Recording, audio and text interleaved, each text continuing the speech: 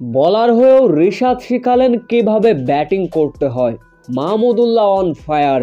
Team মালিকের মুখে হাসি ফুটিয়ে কেমন ব্যাটিং তাণ্ডব চালালেন রিশাদ হোসেন এবং মাহমুদুল্লাহ রিয়াদ, যা দেখে বরিশালের টিম মালিকের যেমন ছিল রিয়াকশন।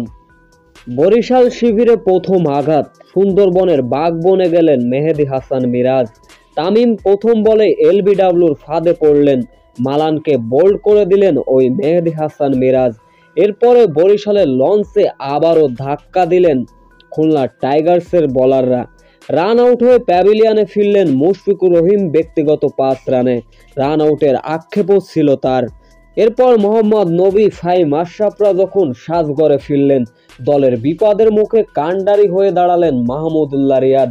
তিনি সাইলেন্ট কিলার। দলের এমন পরপর বিপর্যয়ে তিনি ব্যাট হাতে জ্বলে উঠলেন। 87 রানে 6 উইকেট হারানো দলটাকে একাই টেনে তুললেন মাহমুদুল্লাহ রিয়াদ।